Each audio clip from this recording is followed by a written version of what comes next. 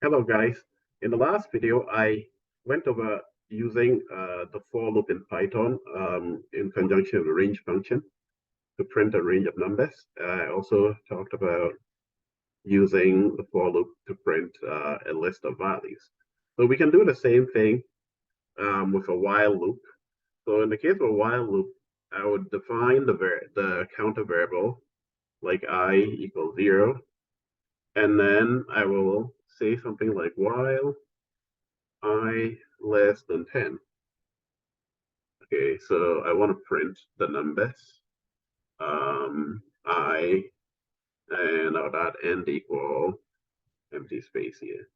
So that's the same thing as what the for loop did, the for loop that I showed in the previous video. So let's see the output. If you look here, it's going to, oh, sorry. Yeah, good thing that's happened because the classic um, thing that you got to look out for. I was talking, so I forgot to increment the counter.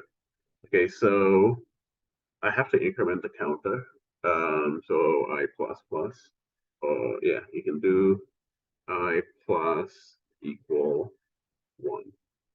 Okay, so if you don't increment the counter, I'll always be less than 10, which is what created the infinite loop. So I had to force shut it down. So yeah, this is what I was expecting, 0 through 9. So we did the same thing with the for loop. The thing with the for loop is it automatically does the increment if you use the range functions. So, but with a while loop, you do need to do the increment yourself, and you need to specify the starting value. So the for loop is more compact in the sense that if you remember, um, if you're printing a list of numbers, the for loop is more compact. If you remember, I didn't need to specify for the basic for x in range 10. I did not need to specify the starting value, and I did not need to do the increment. But in the case of a while loop, you do need to specify the starting value, and then you do need to increment the variable. Okay, so let me comment this out. And because we're not doing the for loop now. So that's one difference between the for loop and the while loop. So um, the next thing about the while loop is you can use a continuous statement. So for example, if I want to skip a certain iteration, okay, I might say if let's say I want to skip when the value of I is 5. So I might say if I equal 5, and then I'll do continue. So I can use this to skip the current iteration of the loop and go to the next iteration. So it will not print anything when I is 5 because I chose to skip that. So the while loop, you can use the continue statement in conjunction with it. Actually, in this case, let me see what they do. I said if I equal 5, continue, and let's see. All right, so yeah, it's because of where I put my increment. So let me put the increment up here so you can see the sort of things that can happen um, when you're using the while loop, for example. So I have to make sure that the increment always works regardless. The way I have it set up, it will skip to the next iteration when I equal 5. It will skip the iteration when I equal 5. And because I did increment the counter, I will always be 5. So it kind of has created another sort of infinite loop. So I have to stop it here and make sure that the increment always happens. So I can put it here. And then that way, if I equal 5, it'll continue, but it will on the next iteration increment this, so I will not be equal to 5, and so it will print everything except 5. You can see here that it skipped 5. So that's what I wanted. So be careful where you put your increment because you could run into the problem that I just encountered. So another thing is you can do a break statement, and I could say while this time let me use J or count equal, let's just say 1. So I can say while count is less than 10, or maybe let me do 15 this time. While count is less than 15, I will say, I want to demonstrate the break statement. So I'll say I plus equal 2. I can go in increments of 2. And then I can say something like if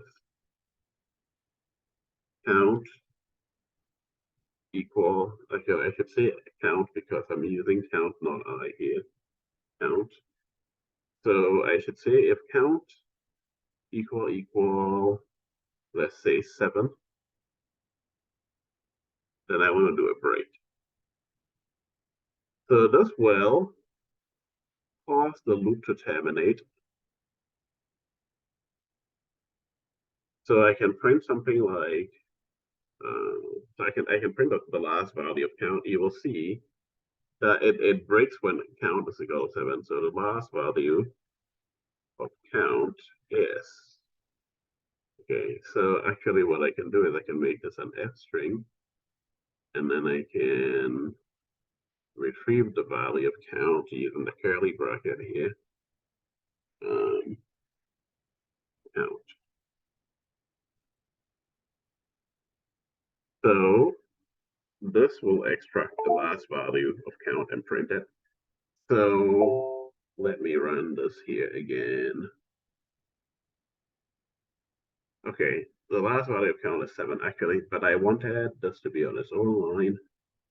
So I'll do a backslash n here, maybe one more backslash n, just to separate them. And let me run it one more time, actually. Right. Okay, so it says the last value of count is 7, and the previous loop skipped 5 because I said if I equal 5, continue.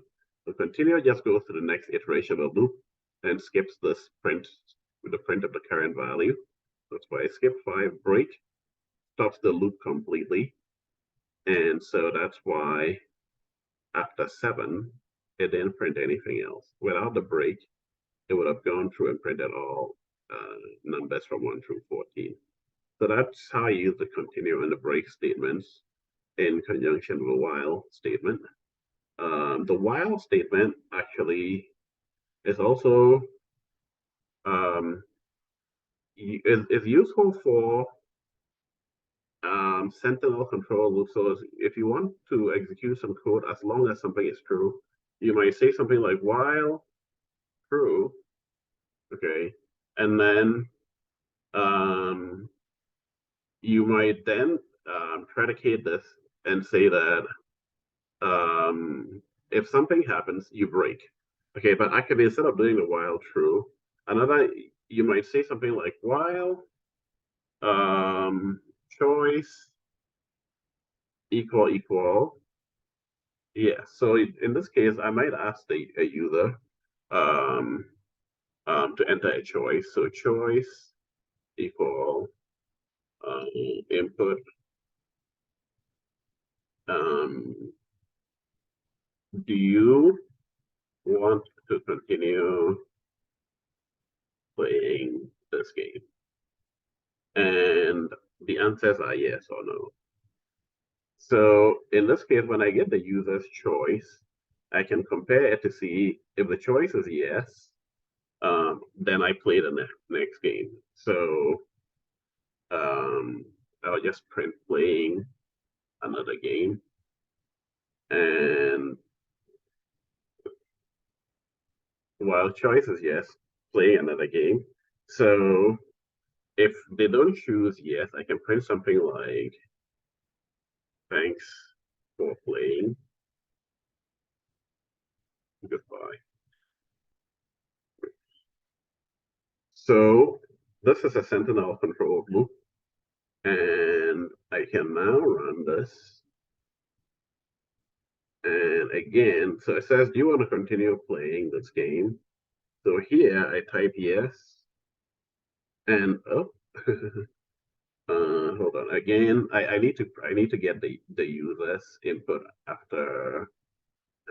So that's the thing with the sentinel control loop. You need to get the user's input every time they make a choice, because otherwise there's no way to stop the loop. So I have to put this here. So the moment they hit something other than yes, it will say thanks for playing. So let me run this here. So do you want to play another game? I say yes. And then it asks me again. I say no. It says thanks for playing, goodbye. So actually what I want to do, usually I'll put a colon here and a space. And also let me put a backslash n. So